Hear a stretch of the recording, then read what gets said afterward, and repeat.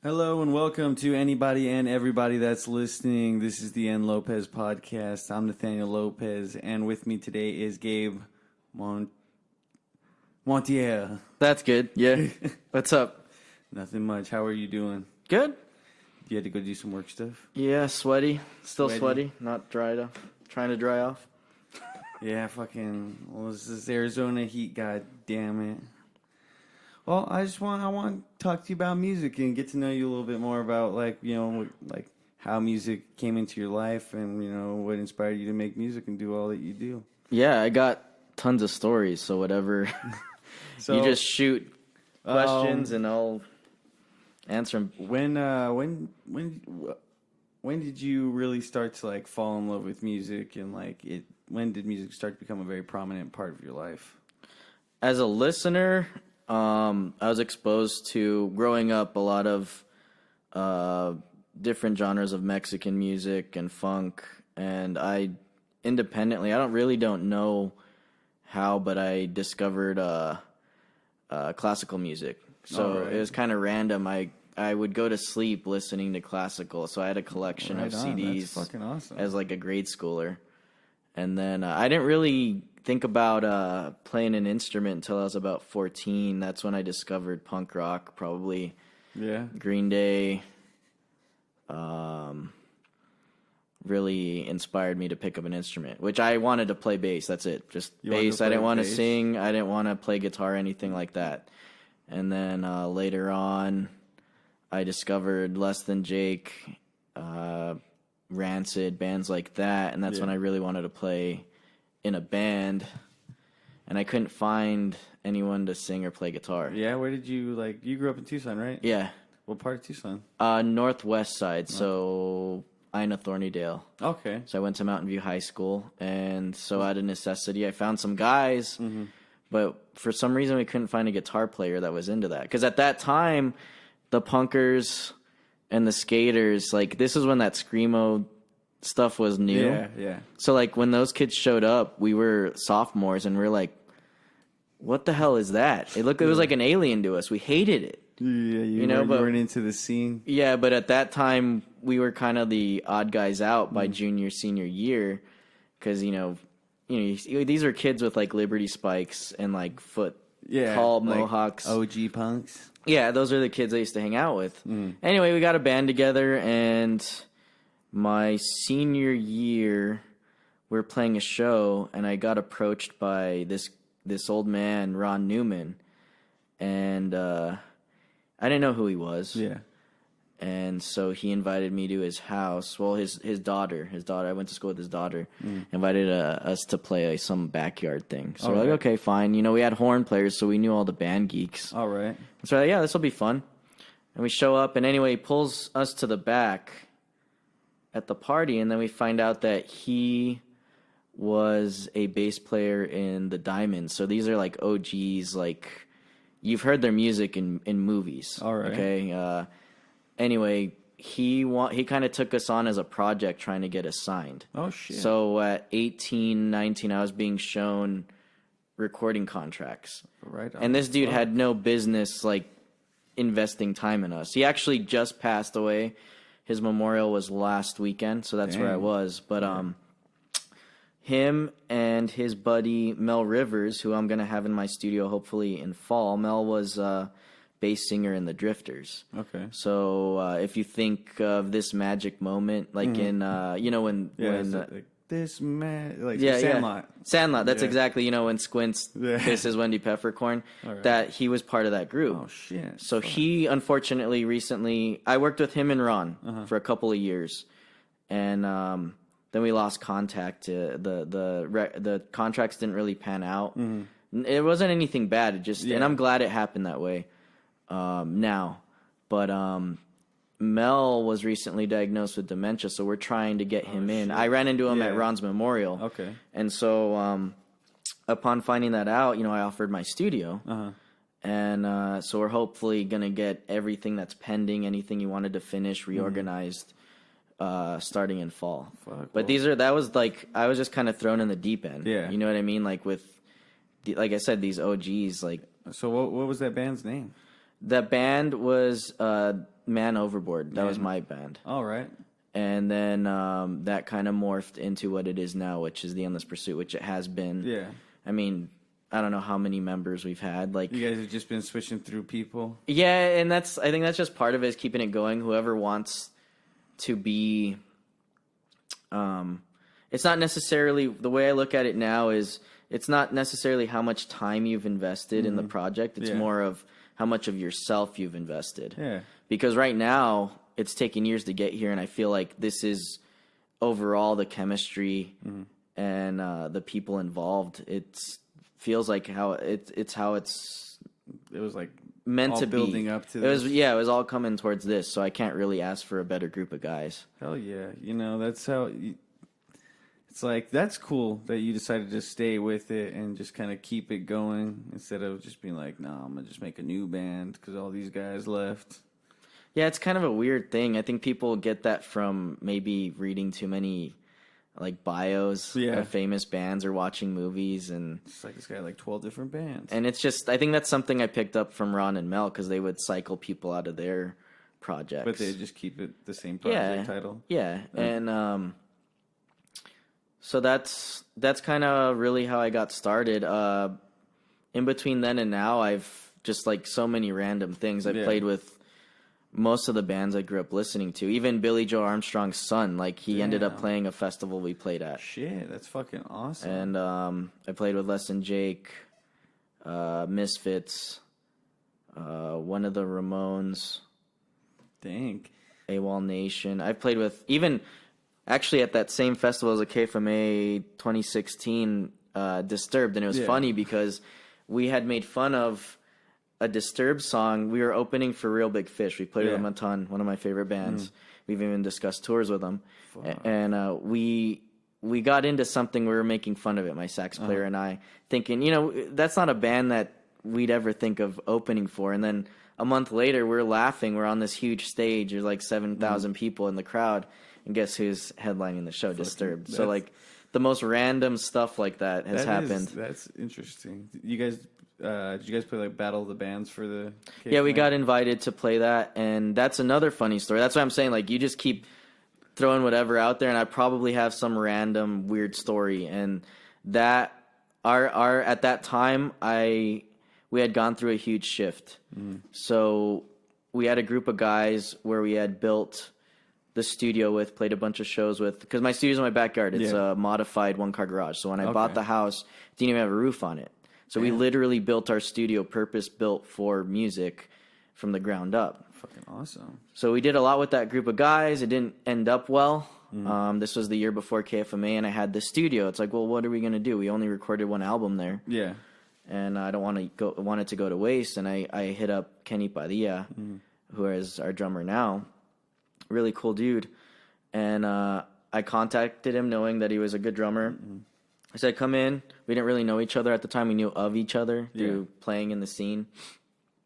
And so he came in. I said, hey, this is just going to be a recording project. I'm kind of burned out from, ABC, XYZ. Yeah. And I just don't want the studio to go to waste. Okay, yeah. And he was in a couple other bands at the same time. So I said, there's no pressure. I know that's priority. One thing led to another. So then we get a call from Real Big Fish. Hey, do you want to play a show? So we are running around getting merch. And we sold a lot of merch that night.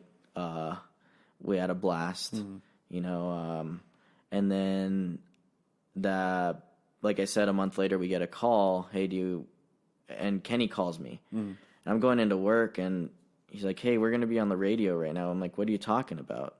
He said, KFMA is going to announce whatever. And I said, but none of us, did you submit something? He says, no, I didn't. Our bassist at the time was in Thailand, so he didn't. Okay. And we're like, well, what? Okay. So then they announce it. I hear it on the radio. And instead of being excited, we're kind of like, well, what the hell? What are we going to do? Who got our music? Yeah, so we still to this day don't know.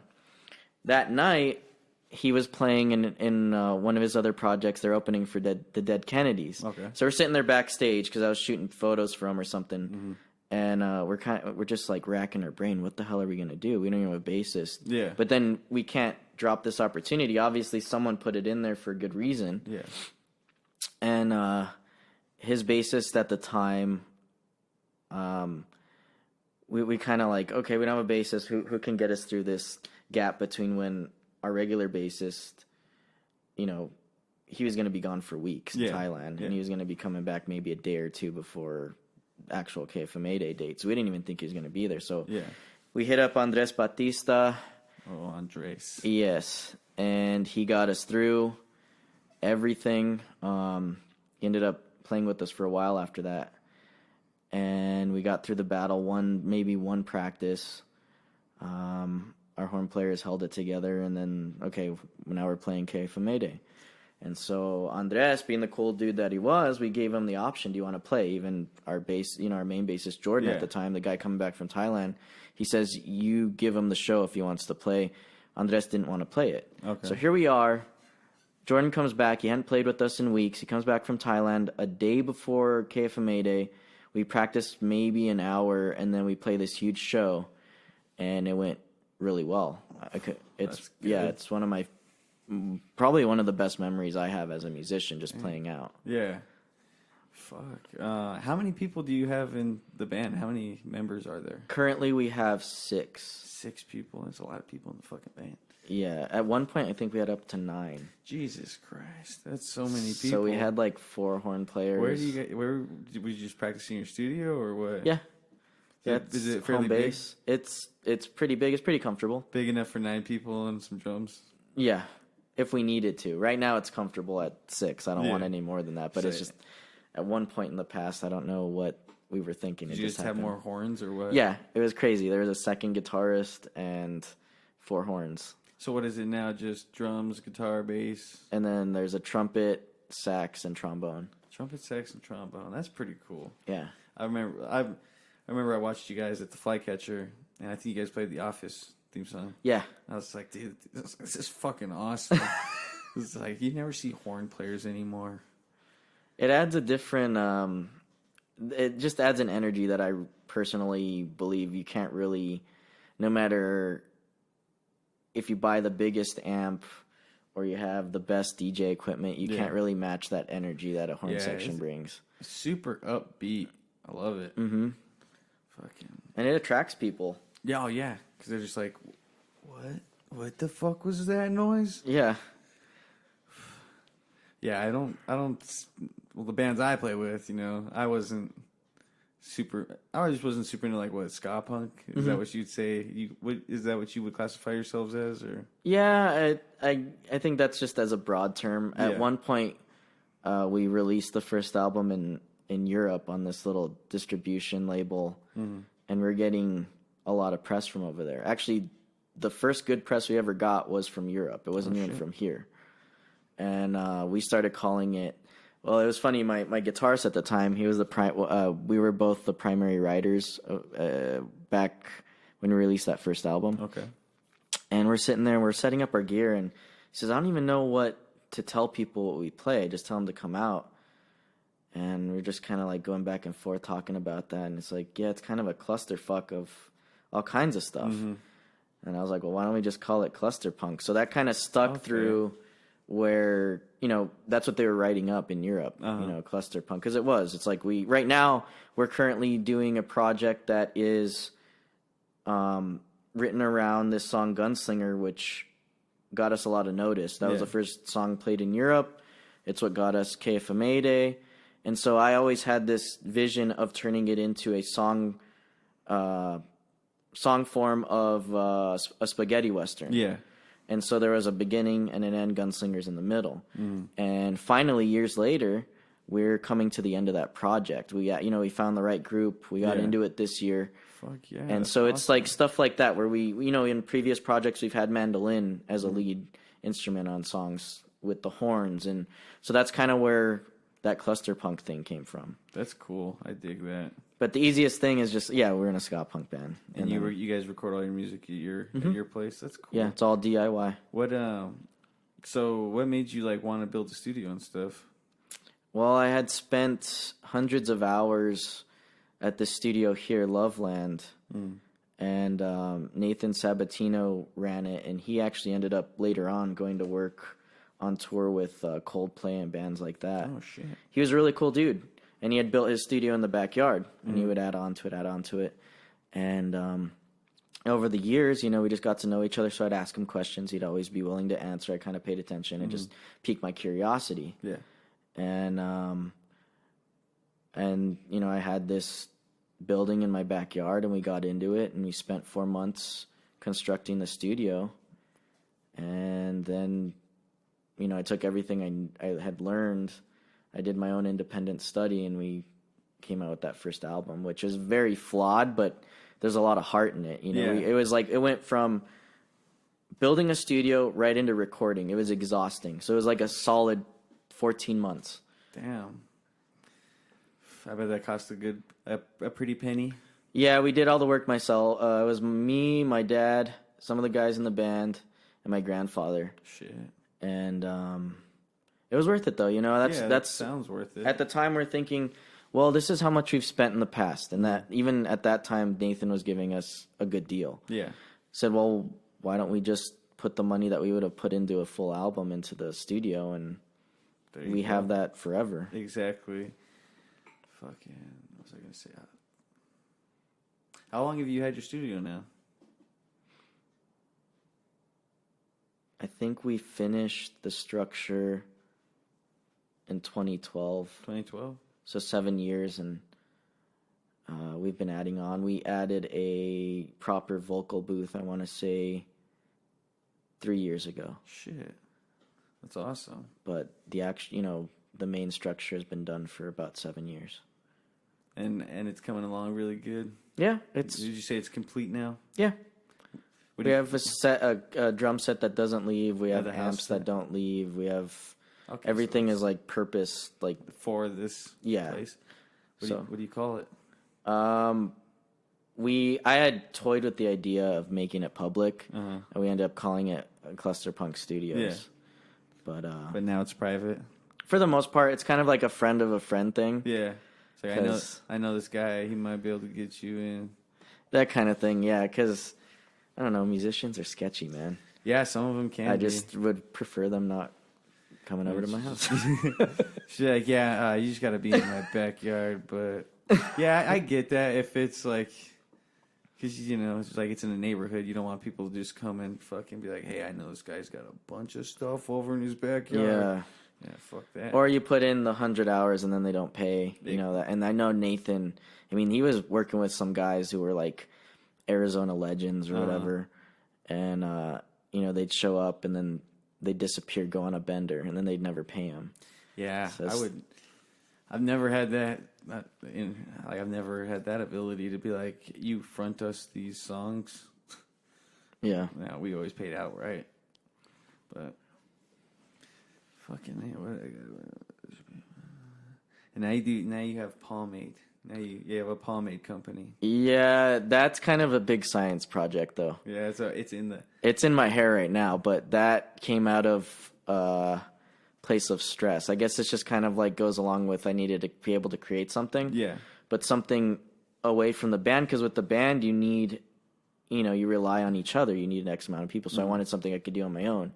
And so I've always hung out with... the old school barber types and the greasers and all that. And even, like I told you, Ron and Mel, they're from that era. It's something I've always been into. Yeah, like 50s style. Yeah, anything retro. And so I started researching that. And one day I just ordered the stuff and I tried 2 or 3 batches. And then I ended up with something that I really liked.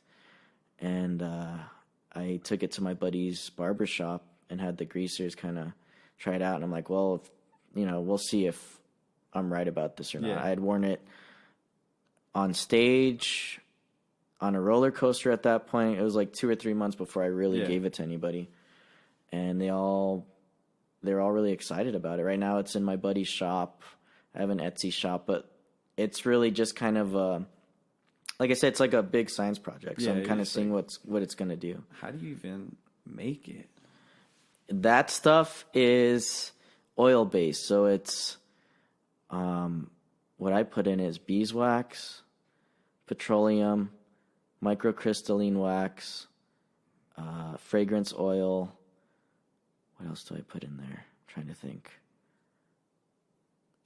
those are the main ingredients. Yeah. And then you just emulsify it down, which means you just cook it at a certain temperature, and then you pour it and you let it sit, and then it's done. Oh, how did you even come across the idea of wanting to do that? One of my buddies who had owned a barber shop, he came out with one, but it was water based, and he had hired a chemist to create this product, and he had been pretty successful marketing it. And I wasn't a fan of the water base. It's good. It was a good product. His product's good, but I'm so active, and then being on stage, it just falls apart. It's in your eye. You're squinting, while you're trying to play or work or whatever you're doing actively. And I was thinking, well, this was years after this. That's when I started really paying attention to all that stuff. I'm gonna try to make an oil base because I prefer that, something that can hang with my lifestyle, and now we're here. Yeah. So it's Swank N Jive? Yeah. You can you can follow you guys on Facebook. Instagram's more active, and then Etsy. Swank N Jive Pomade. Swank N Jive Pomade. That's cool. And you're like super into like the dapperness. Oh yeah. The dapper lifestyle. Oh yeah. What inspired you to get like into that, or what? I'm just old school. I'm an old school dude. Like I like the aesthetic. And did you grow up around a lot of old school stuff? Not necessarily. I just kind of discovered it. I think that goes back to, that's when I was telling you about, I was really into, as a kid I discovered classical, and that was a big thing. Well, I was also into like a lot of like 50s music too. That's as an individual, me on my own, that's what I discovered through watching movies or whatever as a kid. Was there any movie that really stuck out to you that? As far as that, probably, Sandlot's huge. Sandlot is a fucking... that's everything right there. I can see that. And then the old... I'm a huge Disney nerd, and I go to the Dapper Days often, at Disneyland. Yeah, I saw that on your Instagram. And it's a really cool event. Even if you're not really into that kind of stuff, it's worth checking out at least once. Everybody's just all dressed up, all fucking nice. See, that's what's cool about it. It's like, man, because people don't dress like that anymore unless like they're going to court or it's a wedding or something. Funeral. Exactly. No, it's just something that I'm into. That's cool, dude. I wish I had a style that I could be into. I'm into a lot of styles, but I feel like I'm too scared to just try it, so I'm always just like a t-shirt and a... You just got to do it, man. Yeah. A year ago, I was like fall Dapper Day, and I'm in like a legit 50s Hugh Hefner style like smoking jacket. I'm walking around the entire time just... Did you feel it just felt right. Oh, it felt right? I'm just sitting there back of the car, everyone just like, hey, what's up? How's it going? It's like, what the fuck is this guy so dressed up? Yeah, I like, see, that's like where I get my fucking, it's just my fear builds up. It's like anxiety. I don't want people staring at me. Do people stare at you like when you're super dressed up in a place where people are just like...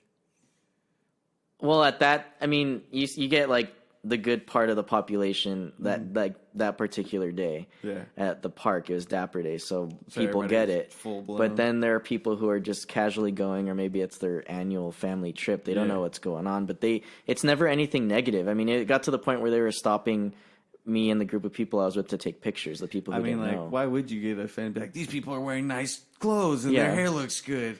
I don't like it. What has Disneyland become? See, that's cool, dude. I dig that, and it makes sense because 50s. I'm into that kind of stuff, but I don't know. I just don't.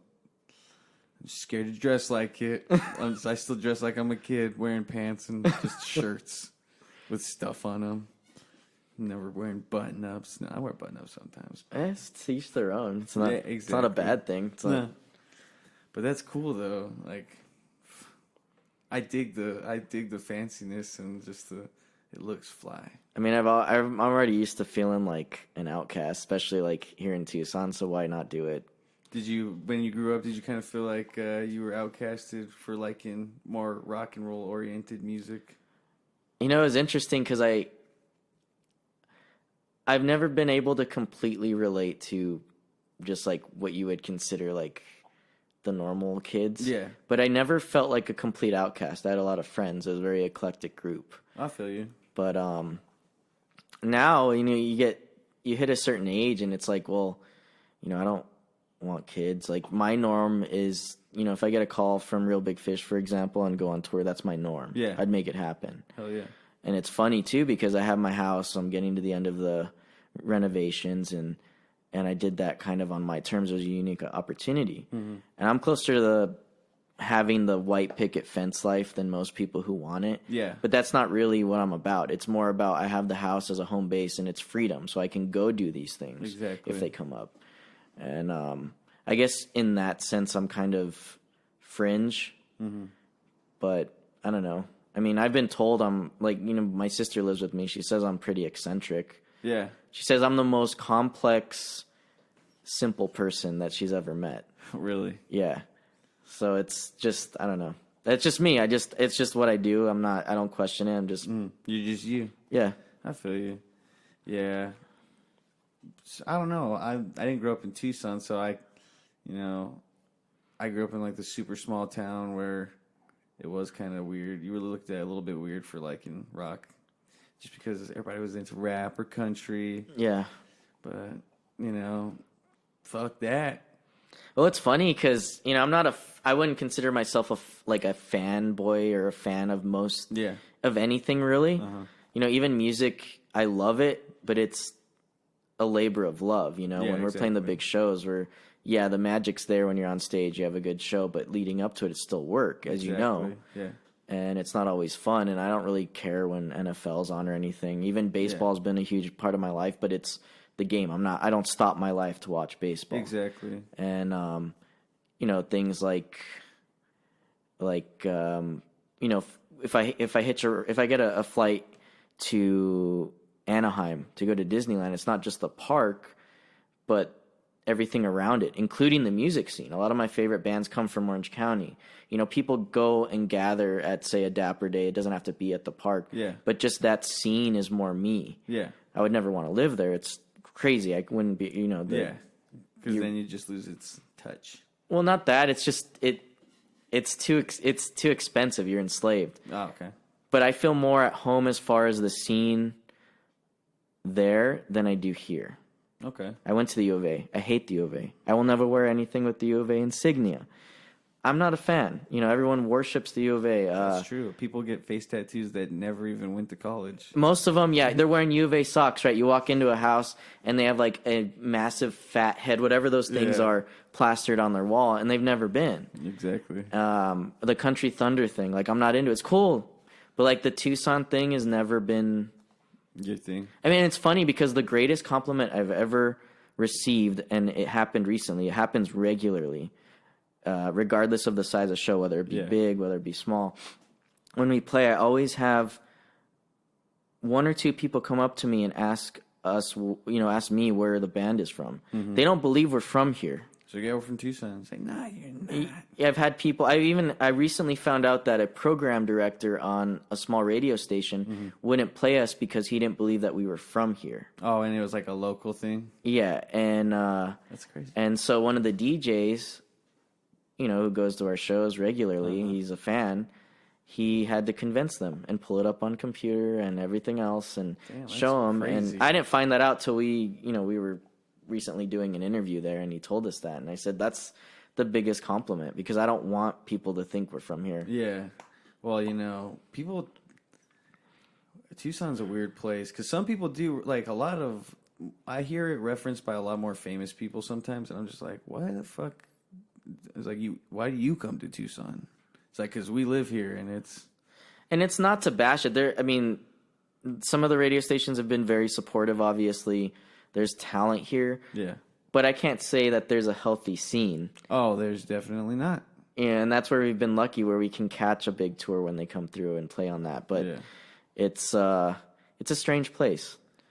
And what are your more elaborate thoughts on the Tucson scene, or at least the scene you're playing in, which would be like the punk-ish scene? Well, I think on a broader scale, I found, through talking to the different people I encounter, through one of the bigger promoters, I found out, and we had felt it. We had felt the change. About 2 or 3 years ago, we went from what they consider a B market.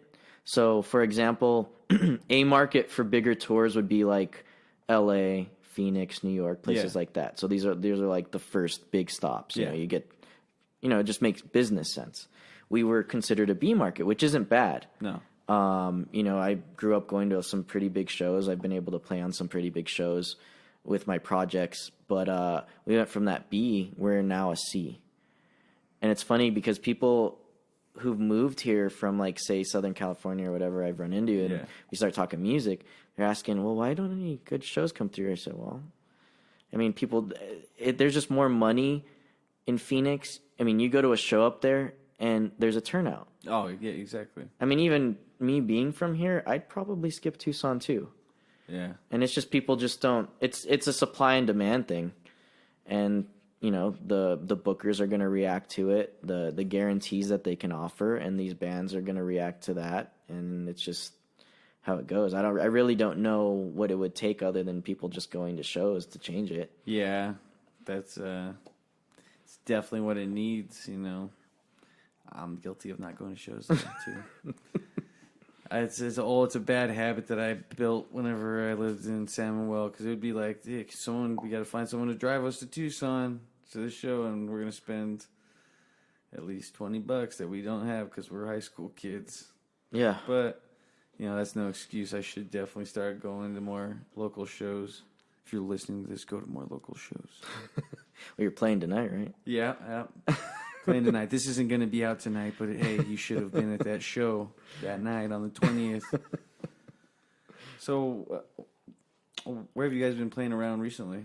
We got a show coming up August 9th in Bisbee at the Quarry. They're doing some, like, pirate-themed club crawl, which... All right, that fits you guys. That town, it's pretty hopping. And that's a funny thing, too, because Bisbee will, much smaller population, but when they do that, people engage. Here, people try to do that, no one goes. Yeah, Bisbee's like super artistic of a town, and that's probably why they just got good community. Mm-hmm. I think that's what it falls down to. But the Quarry, I'm friends with someone on Facebook that I think she's a bartender there, and that's what I'm always seeing in, like, this person's snaps and stuff. And that place looks pretty cool. We played there once with the Toasters from New York. And they're, like, old school ska legends. I watched the Toasters. I watched them that time you guys played with them. At the That's right. Yeah. And it was Super Bowl Sunday. Oh, shit. And it was still a good crowd. Oh, well, that's awesome. Which we didn't know. And most of us, we don't pay attention to Super Bowl. So there's 6 of us. Yeah. Maybe 1 or 2 guys. And then we didn't realize it was Super Bowl Sunday till, like, the week of. So, like, that's just, we're not paying attention to it. We're like, exactly. Oh, great, let's see how this goes. And it was all right. I think had it been the day before, it would have been a better turnout. But it wasn't what I would call horrible. Well, that's good. How's that? And it's just, what, like, fucking hour-and-a-half drive? Yeah. No, that's not too bad. I mean, I visit anyway. I mean, that night I had to hustle back because a couple of us were carpooling with the gear. Oh, okay. But like the 9th, for example, I already booked my room, so I'm just gonna chill there and relax. Hell yeah, that's what's up. Yeah, Bisbee's a nice place to just go kick it, and then it's got fucking walk around. Yeah, you park and you're done. You just walk around the rest of the time. So many fucking stairs. Yeah, but it's pretty cool. I've been there. Last time I was there was like 2013, long ass time ago. We went to go play a show in Douglas, and we stopped there. Oh, okay. It was pretty cool. Smoked on top of that giant ass rock. Castle Rock. Yeah. Yeah, I think everybody has. We went up there and we were just like, "Damn, this is pretty cool." It was just like, I was sketched out. I was like, "Are we supposed to be up here?" Because it's just like, are we? I don't know. I don't fucking live here. Yeah, everybody goes up there. Yeah, I see people now, and they're posting. I'm like, okay, so now I could have less paranoia. I'm an adult now. I'm not a 17-year-old fucking kid. I'm surprised you don't hear of more people falling off that rock. Surprisingly, yeah. Because everyone goes up there to get wasted. That's crazy. I would never want to get wasted on. I know you even climbing up there sober. You're like, oh, okay. Yeah, it's just like, I don't know about this. You see everybody down there just walking. Some people look at you like, hey, look at that guy. So if you're ever in Castle Rock, people or in Bisbee, ask about Castle Rock. And then go up there. and smoke a fat bowl. There you go. But don't fall off. That's how you do Bisbee. Exactly. I remember we were walking, so we had weed with us, and we were just like, oh fuck, we're gonna be near the border. We can't have this with us, or we were gonna pass a checkpoint or something. So we ate all the weed we had, and then we ended up in Bisbee. And right when we got there, one of our friends just asked some dude, he's like, "Hey, you know where I could get some weed?" And then he just looked at us. He's like, "No." So we started walking. We walked up this little alley, and the dude followed us, and that dude had weed. So we bought some weed off of this dude, and it was really shitty weed. But I remember walking, and at one point there were just like some really tall weed bush. They were just bushes of some sort, and they literally like crawled into them and smoked in there. It's just like, what the fuck? At this point, I wouldn't even be surprised if you just, as long as you're not walking right in front of a cop, you could probably just walk down the street and no one would care. Yeah, well, sometimes the more obvious you are about it, the less obvious it is. Yeah. It's just like, well, no fucking smart person would walk down the street and smoke fucking weed. Because Old Bisbee, no one's gonna care. Yeah. They probably do whatever. themselves. That's nothing. You know what I mean? It's not like you're fucking shooting up heroin. Yeah. Just like standing there. It's like, oh, is it not cool that I'm shooting up heroin on your driveway? It's like, no, not at all. That is one thing I like about Tucson is that I'm that close to Bisbee. Mm-hmm. And all those weird little desert towns, Tombstone, and I personally enjoy just driving out there. Is there any other places you like driving around? You like just cruising around Arizona? Flagstaff. Flagstaff's fucking awesome. Me and Amara were recently there, and I was like, I fucking love this place. Yeah, Flagstaff. I'd like to visit more frequently, but yeah, I got to know it a little bit. I dated a girl there for a while. She was attending NAU. Her family was here, so it was pretty cool because it was kind of like a vacation every time I'd get to visit her up there. Hell yeah. But Flagstaff, and I enjoy that drive once you get through Phoenix.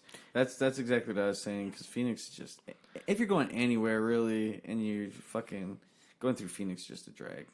Unless there's a special event, or really, Phoenix to me is just like the place I need to get through to get to somewhere It's else. a means to an end. You know what I mean? Yeah. It's not like, oh, I'm going to go to Phoenix just to go. I never do that. I'm going to spend a day in Phoenix. It's like, why? It's like, oh, well, they got like these stores. Be like, yeah, but they got similar stores in Tucson. It's like, what are you really going to Phoenix for? Yeah. You just don't want to be in Tucson. But now you're just going to a bigger Tucson. It's just like a giant skillet, really. Yeah, it sucks. And the strip malls, I mean, it's creepy. It's like, reminds me of Edward Scissorhands, you know, when they show like suburbia, the houses are all the same. Everyone pulls out the same, you know, the driveway at the same time. That's what it reminds me of, because you're driving down and it's just like, was I just here? Cookie cutter. How many strip malls, and they're all the same? It's not my jam. But have you ever been downtown Phoenix at night? It's fucking.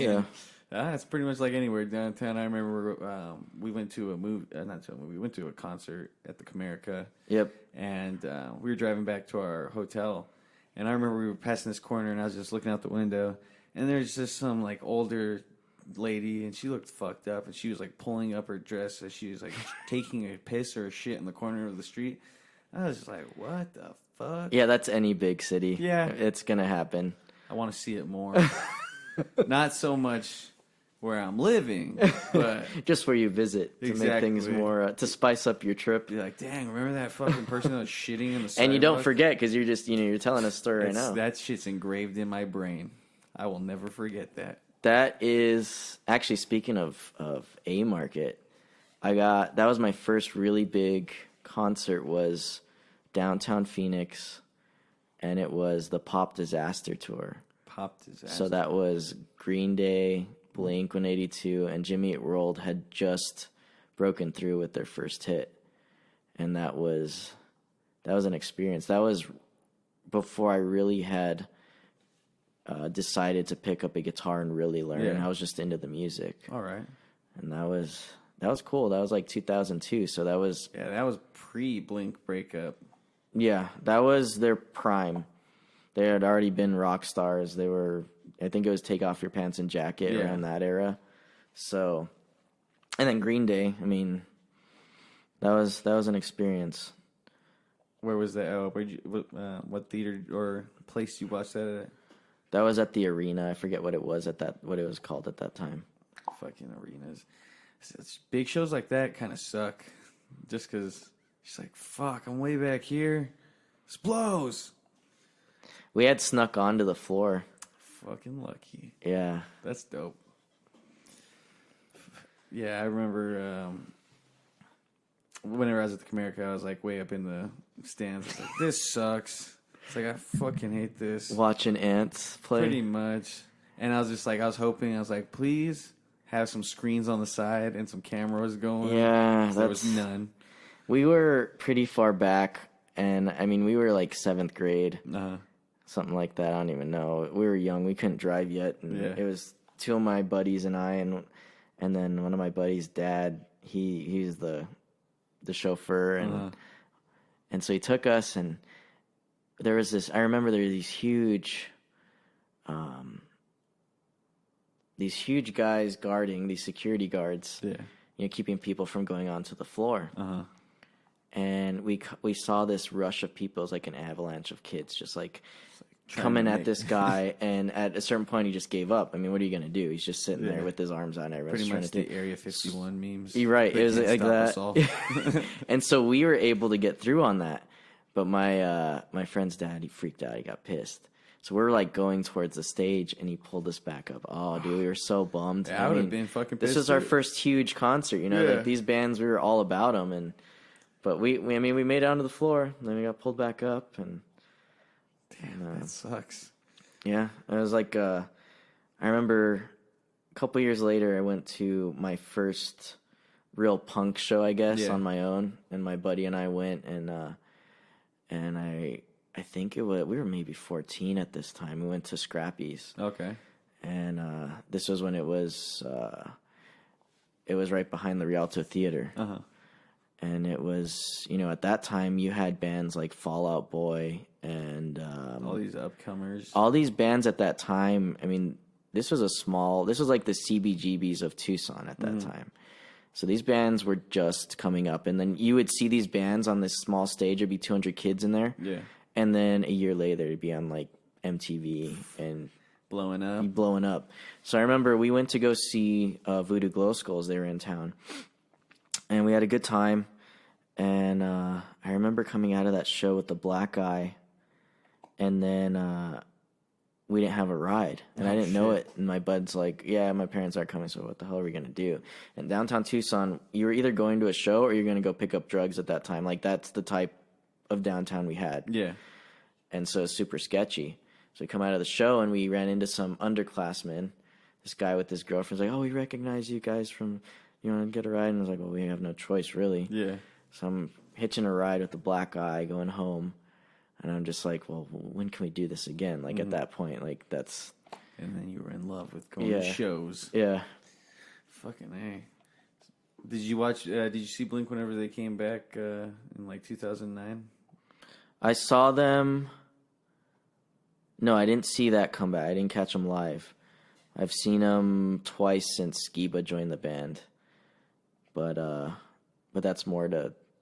It's just a fun show, and then to see Travis Barker play, it's fucking shredding. Yeah, I remember my first concert was actually a Blink-182 show, and it was cool because me and Efren had we got super into Blink-182 in 2005, so it was just like, oh, these guys are broken up, and then we were just like, well, you know, if these guys ever get back together, we'll go see them, and sure enough.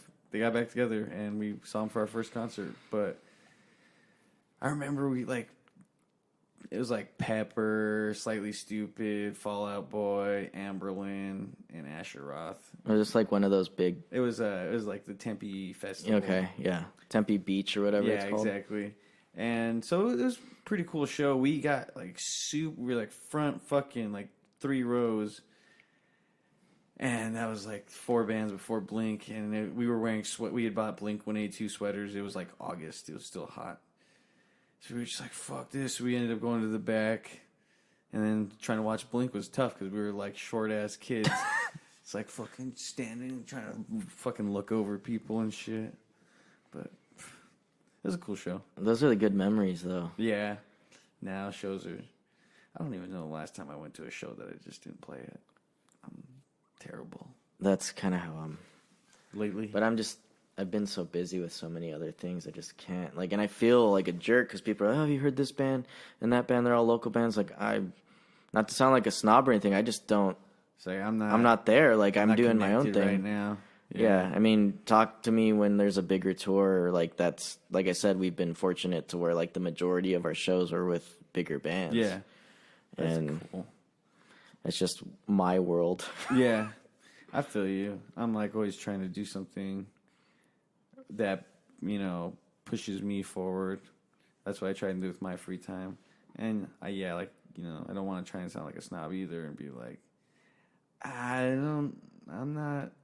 didn't go to that show the other day, and I haven't heard of this band. Sorry. I'm doing stuff. So check out my stuff. Right.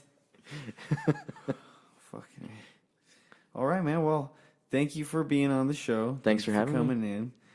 It was good to learn a little bit more about you. Yeah, of course. And what do you guys got coming? You guys got any shows coming up? The August 9th? August 9th's the only thing on the books. We've been in the studio a lot trying to finish that spaghetti western punk rock opera thing. You have any idea when you might put that out or when people should be waiting? I'm hoping August at some point. August? Yeah, maybe mid to late August. And people can find your music all over Spotify, the typical Spotify, what else? Apple Music, if that still exists. Yeah. All